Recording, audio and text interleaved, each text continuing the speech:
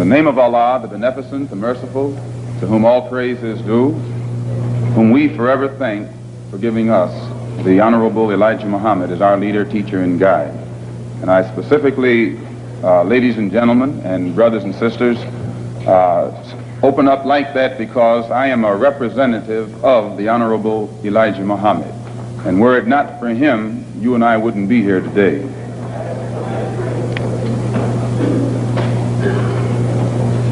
In order for you and me to devise some kind of method or strategy to offset some of the events or repetition of the events that have taken place here in Los Angeles recently, we have to go to the root. We have to go to the cause. Dealing with the condition itself is not enough. We have to get to the cause of it all, or the root of it all. And it is because of our effort toward getting straight to the root that people oftentimes think we're dealing in hate. But first, I would like to congratulate and give praise to the Negro, so-called Negro leaders and so-called Negro organizations. And excuse me if I say so-called, it's hard for me to just outright say Negro when I know what that word Negro really means.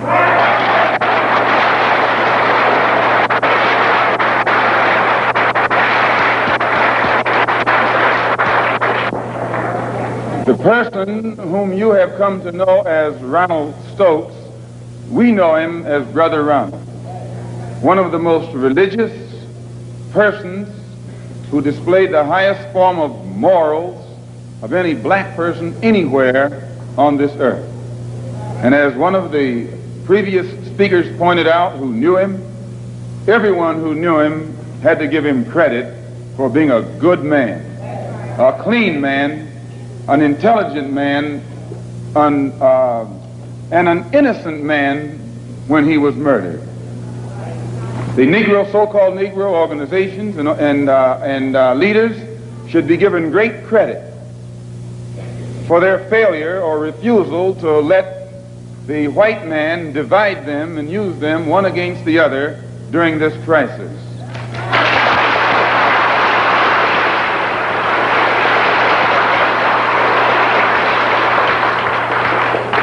As Reverend Wilfred Wilson pointed out, I think it was 8 years ago today that the Supreme Court handed down the desegregation decision.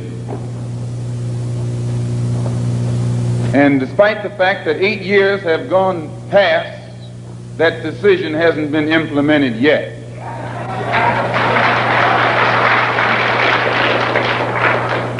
I don't have that much faith. I don't have that much confidence. I don't have that much patience. And I don't have that much ignorance to...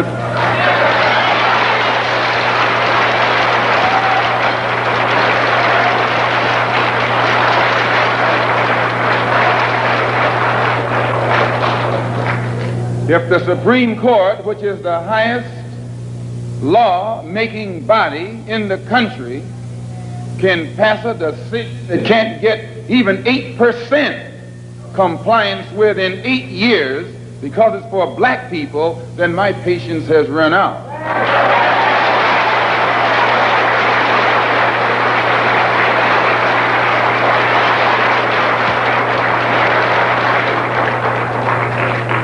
When black people who are being oppressed become impatient, they say that's emotional. Please, when black people who are being deprived of their citizenship, not only of their civil rights, but their human rights, become impatient, become fed up, don't want to wait any longer, then they say that's emotional.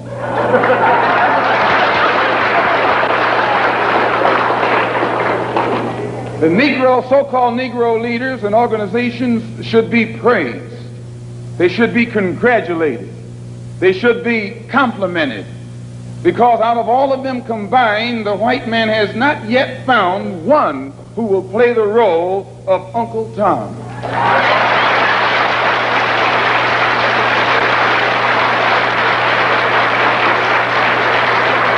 But yet he has found no Tom, no puppet, no parrot, who is still dumb enough in 1962 to represent the injustices that he's afflicting against our people.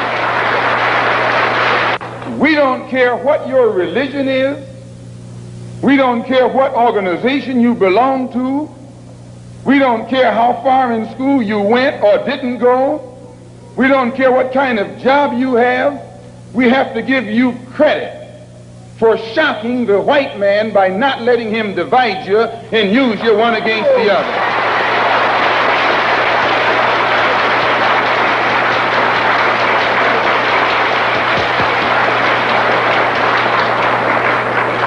In the past, the greatest weapon the white man has had has been his ability to divide and conquer. As Jackie Robinson pointed out beautifully on the television last night, 4/5 of the world isn't white. Isn't that what Jackie said?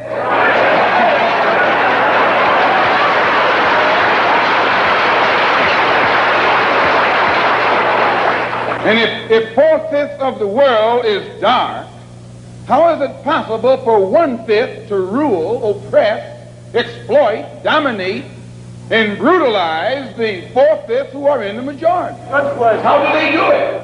Divide and conquer. If I take my hand and slap you, you don't even feel it. It might sting you because these digits are separated. But all I have to do to put you back in your place is bring those digits together.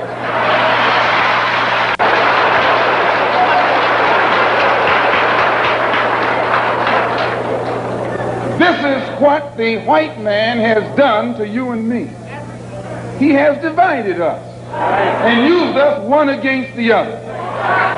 But today, thanks to Allah, you can say thanks to God or thanks to Jesus or thanks to Jehovah, whatever you want.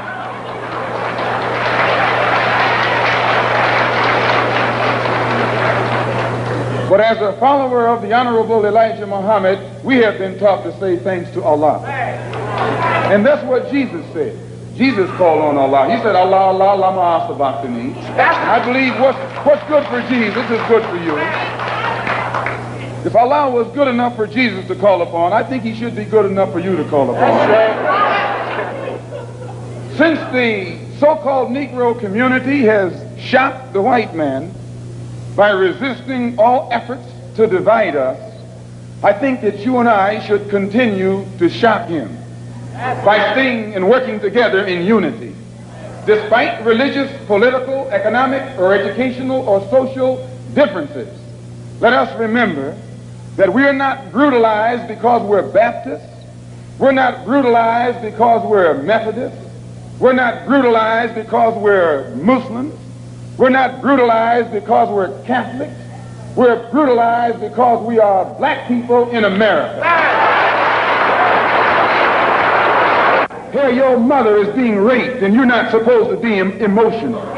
Your women, please, your women can't walk the street without some cracker putting his hands on her, then you're not supposed to be emotional.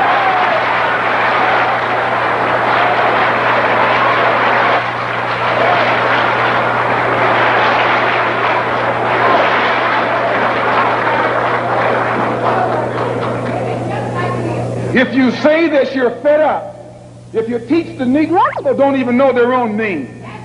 Why? Because he took it away from them. Please. 20 million black people don't even know their own language. Why? Because he took it away from them. 20 million black people who don't even know the history of their ancestors.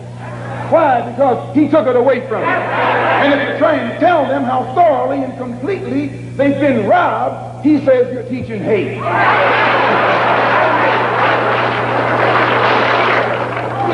That's something to think about.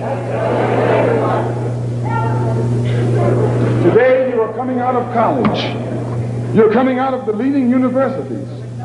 You're trying to go in a good direction, but you don't know which direction to go in. And if somebody tries to take you right to the root of your problem, they say that that man's a hate teacher. If I ask why should the senators in Washington, and then again if we tell you that Negroes are being hung on the tree or being shot down illegally, unjustly, And those Negroes should do something to protect themselves. You say you're advocating violence. The white man is tricking you. He's trapping you. He doesn't call it violence when he lands troops in South Vietnam. Please. He doesn't call it violence when he lands troops in Berlin. When the Japanese attacked Pearl Harbor, he didn't say get nonviolent. He said, praise the Lord, but pass the ammunition.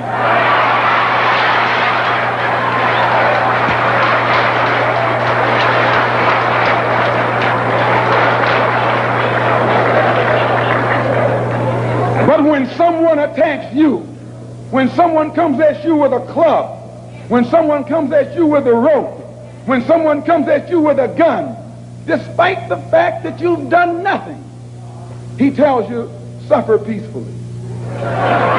Pray for those who use you despitefully. Be long-suffering. And how long can you suffer after suffering for 400 years? So I just want to clear up that little point right there, because he says that we play on your emotions. And when you turn on your television tonight, or your radio, or read the newspaper, they're going to tell you in that paper that I was playing on your emotions. Imagine you, a second-class citizen. That's not getting emotional, it's getting intelligent.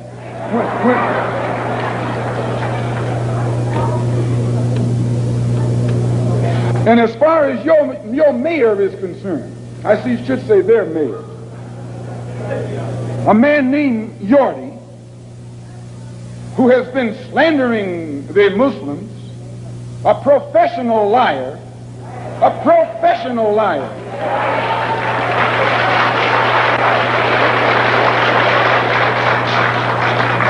who has mastered the art of using half-truths.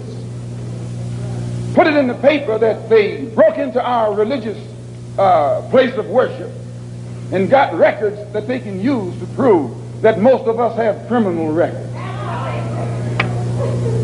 You can't be a Negro in America and not have a criminal record.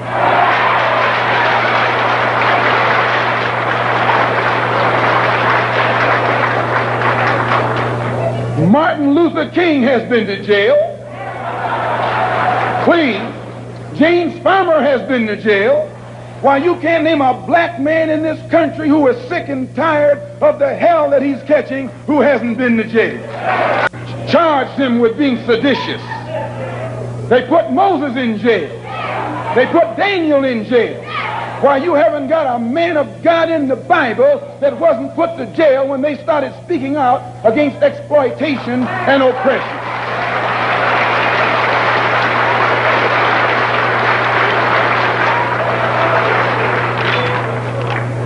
They charged Jesus with sedition. Didn't they do that? They said he was against Caesar. They said he was discriminating because he told his disciples, go not the way of the Gentiles, but rather go to the lost sheep. He discriminated. Don't go near the Gentiles, go to the lost sheep. Go to the oppressed. Go to the downtrodden. Go to the exploited. Go to the people who don't know who they are, who are lost from the knowledge of themselves, and who are strangers in a land that is not theirs. Go to those people. Go to the slaves. Go to the second-class citizens. Go to the ones who are suffering the brunt of Caesar's brutality. And if Jesus were here in America today, he wouldn't be going to the white man. The white man is the oppressor. He would be going to the oppressed. He would be going to the humble. He would be going to the lowly. He would be going to the rejected and the despised. He would be going to the so-called American Negro.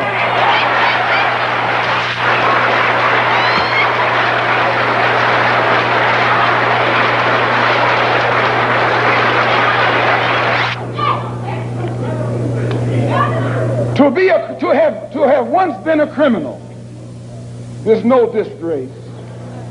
To remain a criminal is the disgrace. I formerly was a criminal. I formerly was in prison. I'm not ashamed of that. You never can use that over my head. And that he's using the wrong stick. I don't feel that stick.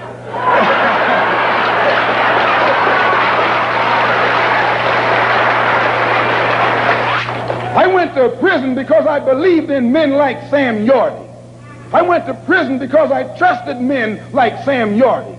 I went to prison following the philosophy of men like Sam Yorty.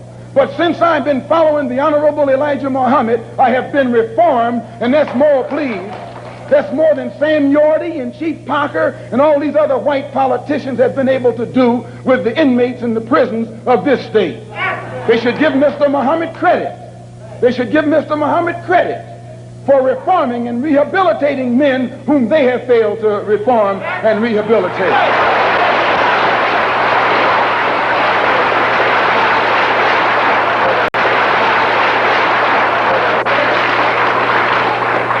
Mayor Yorty referred to some press report that Mr. Muhammad had once been found guilty of contributing to the delinquency of a minor. He failed to explain purposely that in 1934, the Honorable Elijah Muhammad refused to send his children to the white schools in Detroit, Michigan that were teaching you about little black Sambo. That's the minor that he contributed to the delinquency of. You see, this vicious, fork-tongued white man has been able to take lies and make you turn against those who want to help you and make others turn against you. This is the contributing to the delinquency of a minor that this mayor, or man who calls himself mayor, is talking about. In the same article, he said that the Muslims are the same people who rioted in the United Nations. Someone should pull his coat and let him know that at the present moment, there are $6 million worth of suits leveled against two of New York's leading newspapers for making the mistake of charging the Muslims as being involved in those United Nations riots. We were not involved.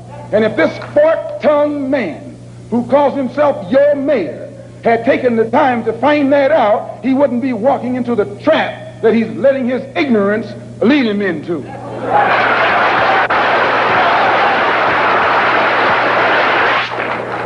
And if he will take the time to read the Washington Post that came out the Sunday after that incident took place, the Washington Post pointed out on the front page that the Muslims had nothing to do with the UN riots. And they quoted, in saying so, the person who was at that time the commissioner of police in New York City.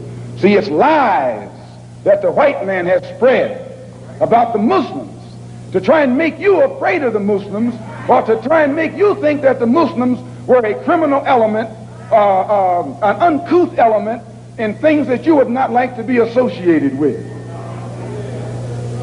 Also, they say that I'm just clearing these things up, and then we're going to get into what happened. They also say that the Honorable Elijah Muhammad was a draft dodger. No, he wasn't. He just refused to go to the army because he was a man of peace. He was a minister of a religion of peace. He was teaching peace. So he outright refused to go to the army. That's not draft dodging. That's intelligence. Here before the grand jury, because the coroner's jury is stacked against Negroes. The grand jury is stacked against Negroes. The press, the radio, the television, and the newspapers are stacked against Negroes. But please, the Los Angeles Police Department is stacked against Negroes. He is stacked against all Negroes, all except those whom he has appointed to high positions. The controlled press, the white press, inflames the white public against Negroes. The police are able to use it to paint the Negro community as a criminal element. The police are able to use the press to make the white public think that 90% or 99% of the Negroes in the Negro community are criminals. And once the white public is convinced that most of the Negro community is a criminal element, then this automatically paves the way for the police to move into the Negro community, exercising Gestapo tactics, stopping any black man who is on the sidewalk, whether he is guilty or whether he is innocent, whether he is well-dressed or whether he is poorly dressed, whether he is educated or whether he is dumb, whether he's a Christian or whether he's a Muslim. As long as he is black and a member of the Negro community, the white public thinks that the white policeman is justified in going in there and trampling on that man's civil rights and on that man's human rights. Once the police have convinced the white public that the so-called Negro community is a criminal element, they can go in and question, brutalize, murder unarmed, innocent Negroes, and the white public is gullible enough to back them up.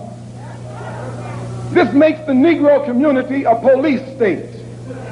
This makes the Negro neighborhood a police state. It's the most heavily patrolled. It has more police in it than any other neighborhood, yet it has more crime in it than any other neighborhood. How can you have more cops and more crime? Why? It shows you that the cops must be in cahoots with the criminal.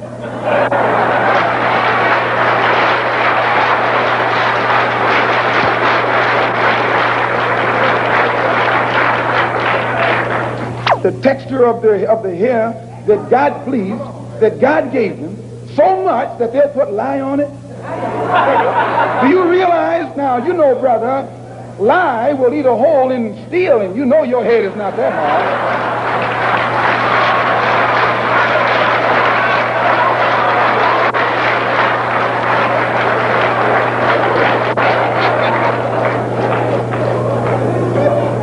Who taught you, please, who taught you to hate the texture of your hair?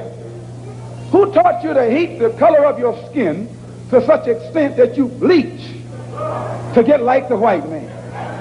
Who taught you to hate the shape of your nose and the shape of your lips? Who taught you to hate yourself from the top of your head to the soles of your feet? Who taught you to hate your own kind? Who taught you to hate the race that you belong to? So much so that you don't want to be around each other. No, before you come asking Mr. Muhammad, does he teach hate, you should ask yourself, who taught you to hate being what God gave you?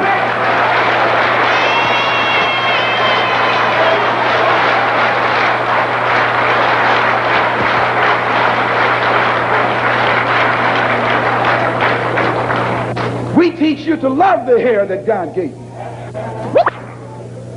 Here you way out in the middle of the ocean, can't swim, and you worried about someone that's in the bathtub and can't swim.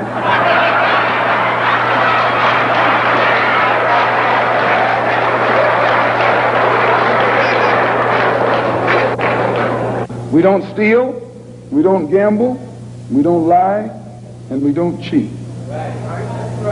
And that also deprives the government of revenue, because you can't get into a whiskey bottle without getting past the government seal. You can't open a deck of cards without getting past the government seal. There's a white man makes the whiskey and then puts you in jail for getting drunk.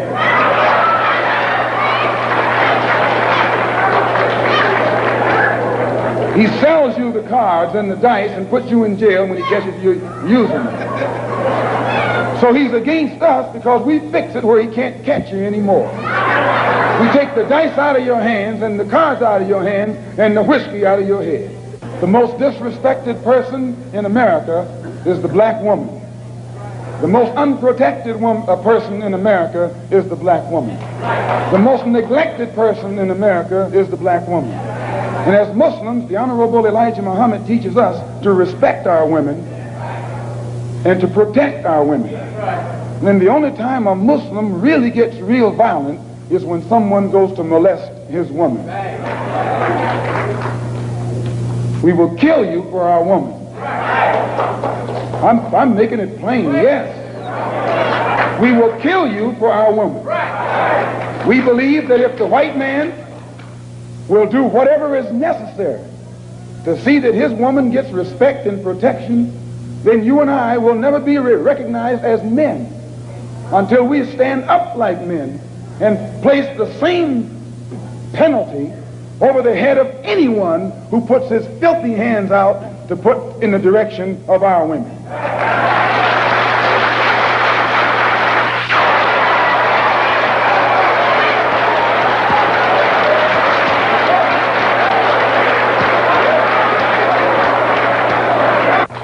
We respect them, but we want them to respect us. We think that the law should respect the Negro community. The law should protect the Negro community. The law should approach the Negro community with intelligence if it expects the Negro community to react intelligently. So the Honorable Elijah Muhammad teaches us to always avoid anything that smacks of disrespect for the law. And if the police department tells the truth, they will have to admit that they have never had any experiences with Muslims that have ever been anything other than honorable unless they themselves come at us in a dishonorable way. It has no case against the Muslims. It has no case against these brothers whom they shot down. And because it has no case, it's trying to create a case. It's trying to manufacture a case. And therefore they set up a grand jury hearing of the case so that they could hear it behind closed doors, and after hearing what we have to say, then build their particular strategy or defense against the actions that they committed on that April the 27th. So at the advice of our attorneys, we purposely, the victims, those who have been indicted, or rather those who have been arrested and are out on bond, have purposely refrained and refused from making any statement whatsoever until after the case appears in court. And when you hear their story, it will be in a public trial. We have already had experience with these private hearings behind closed doors. Anything that the white man has to do to the Muslim, he has to do it in the open. He has to do it in public, or he has to put every single one of us behind bars for the rest of our lives.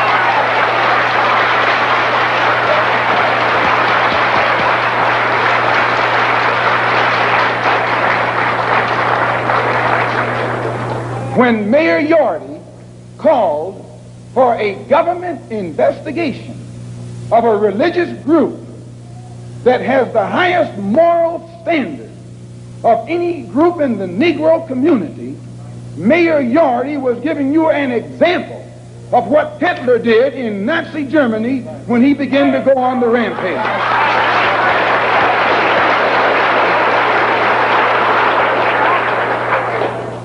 We have confidence that the white public and the black public, if they hear our case, if they hear and have access to the investigation, will never be fooled by this phony setup that's stacked from the top all the way down. And if you doubt it, when you leave home tonight, when you go home tonight, look for the press. I'd like at this time to call forth these brothers who are who were arrested. The brothers who were arrested, come up here behind these chairs, please.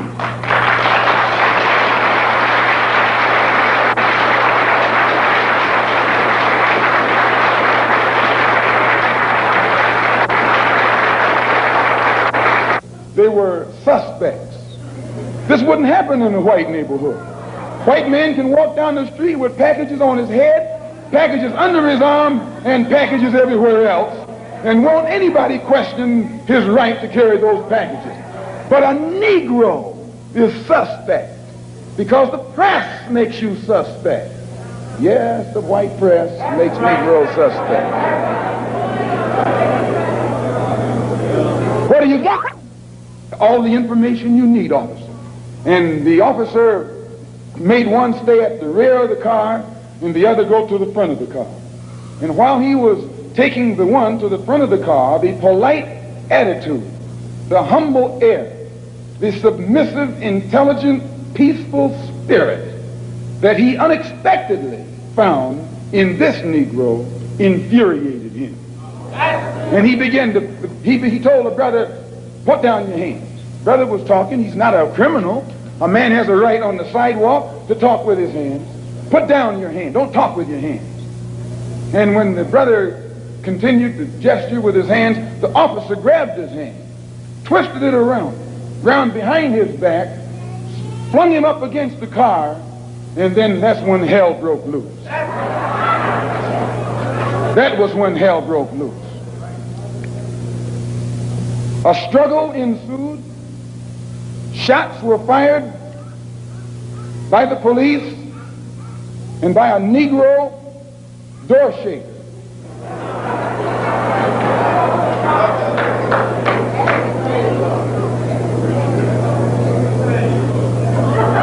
An alarm went out. When the alarm went out, instead of the police going to the place where the incident occurred, the police went 1 block away to the temple.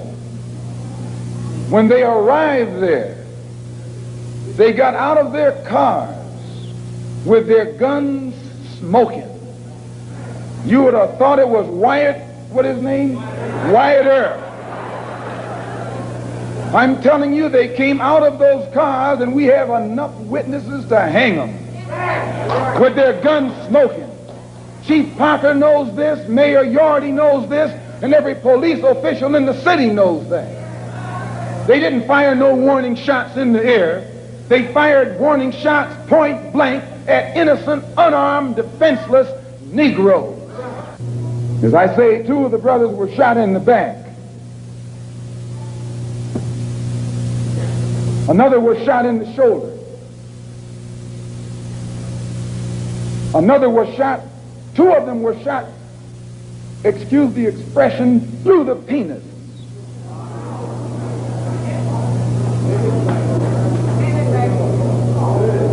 Another was shot in the hip, and the bullet came out the other side. Brother Arthur here was shot 1/4 of an inch from his heart. Let me tell you something, and I'll tell you why you say we hate white people. We don't hate anybody. We love our own people so much they think we hate the ones who are inflicting injustice against them.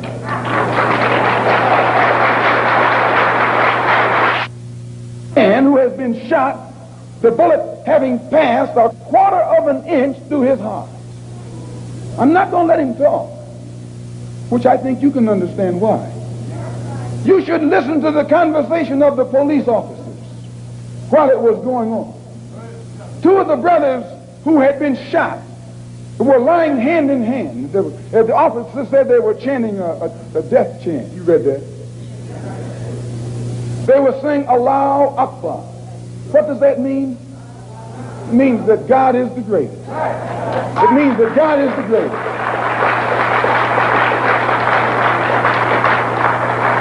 Understand, this that the white officer called a death chant was a prayer. They were praying when they were shot down. They were saying, Allahu Akbar. And it shook the officer up because they haven't heard black people talk any kind of talk but what they taught them.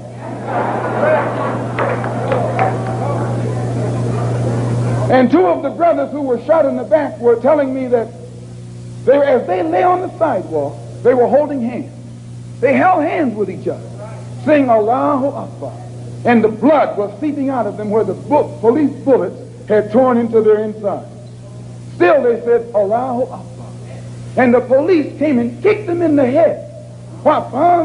Police kicked them in the head, telling them to shut up that noise, while they were laying on the sidewalk in front of our temple. Kicked them in the head.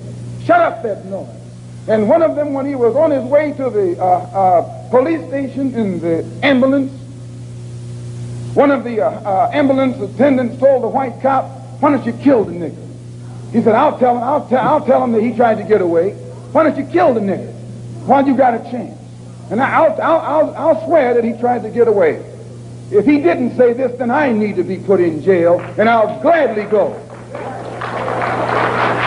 One of them who was being taken to jail in a police car. As the ambulance sirens were coming to the place, one of the policemen said to the other, "What are the ambulances rushing for?" "Nothing but some niggers." So he looked in and saw the Muslim brother sitting beside him, and he said, and he shut up. But after he got to the jail, the same officer that said this turned to the brother and said, "I hope that you didn't get offended by what I said back there under the heat of emotion, because some of my best friends are colored." This is what he said. That's his password. Some of my best friends are colored.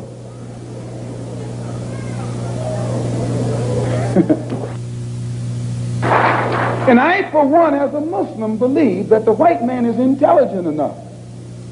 If he were made to realize how black people really feel and how fed up we are without that old compromise and sweet talk, why, you're the one that make it hard for yourself. The white man believes you when you go to him with that old sweet talk, because you've been sweet talking him ever since he brought you here. Stop sweet talking him. Tell him how you feel.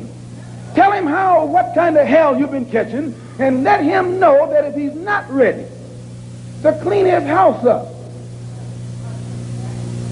if he's not ready to clean his house up, he shouldn't have a house. It should catch on fire and burn down.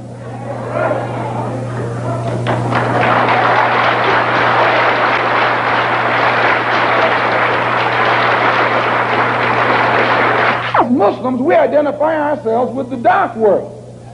So we're not any minority. We're part of the majority, and the white man is the minority.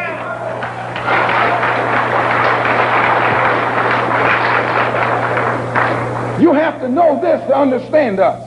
We don't think any odds are against us. We don't fight a battle like the odds are against us. Why, the whole dark world today is in unity. It's one. If you don't think so, look at the United Nations. When the dark world votes, they vote as one. They get the colonialists out of Africa and out of Asia, telling them to get out. They don't have any nuclear weapons, but they got a solid united voice, and their unity alone is sufficient to drive the oppressor and exploiter of their people out of their own country. You and I need to learn a lesson from that right there.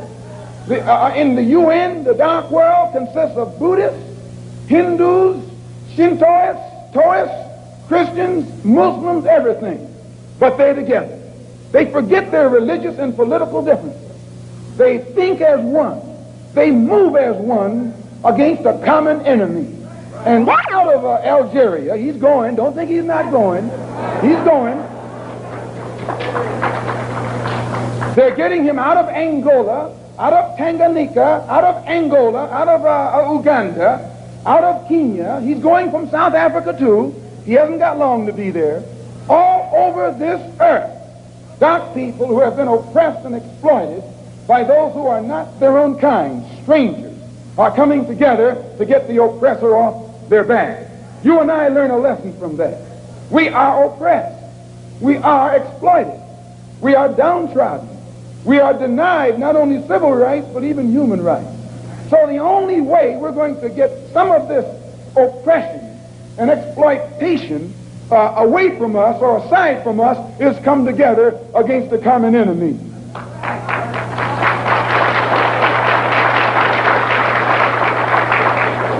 When they sat down at the Bandung conference, everyone there had this in common: a dark skin. Some of those who were sitting there were socialists, some were communists, some were capitalists,